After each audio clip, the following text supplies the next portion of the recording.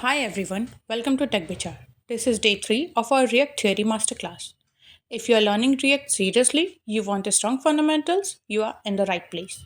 Today we are going to understand state, props, and re-rendering.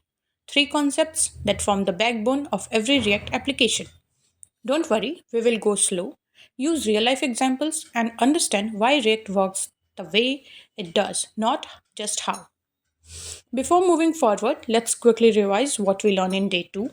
We understand what the DOM is, what the virtual DOM is, what reconciliation means, how does the diffing algorithm works, why React focuses so much on performance, and most importantly, we learned why React makes application lightning fast.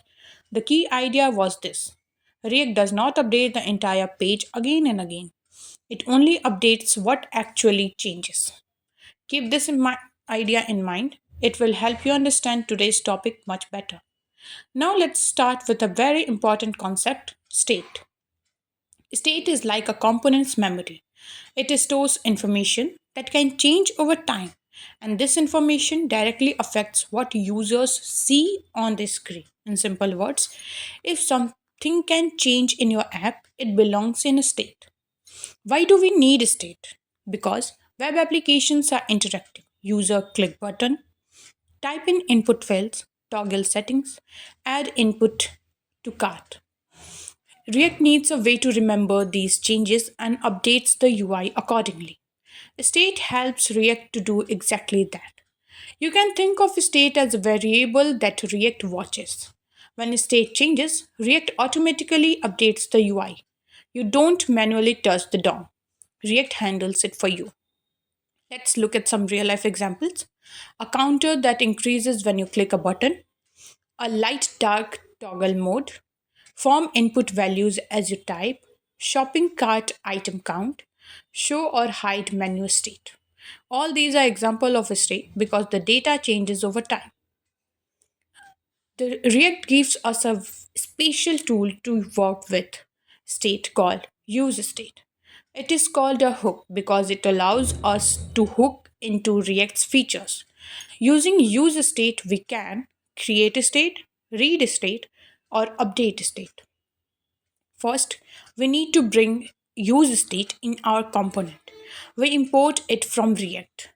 This tells React that we want to use state inside this component.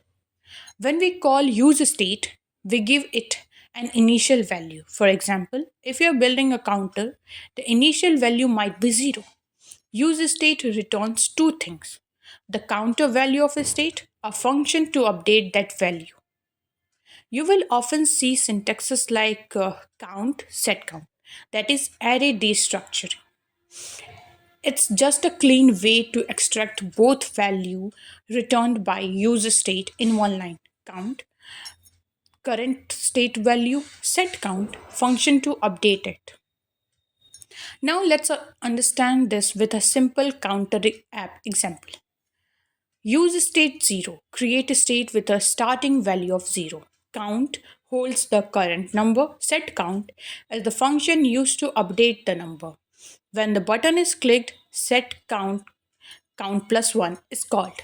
React updates the UI automatically.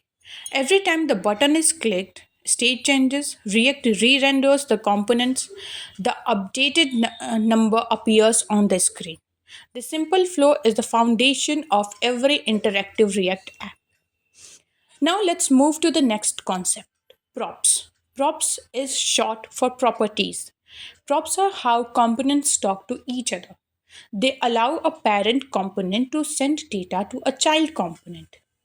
Let's clearly understand the difference between props and states. Props, data passed from parent to child, read only, cannot be changed by the child, like function parameters. State, data managed inside a component can be updated, like a component's memory. Use props when you want to share data or customize a component. Here we have a parent component. The parent sends data like name and age to the child component. In the child component, we receive the data using props. The important thing to remember is data flow one way from parent to child. This one-way data flow makes React application predictable and easy to debug. This is very important.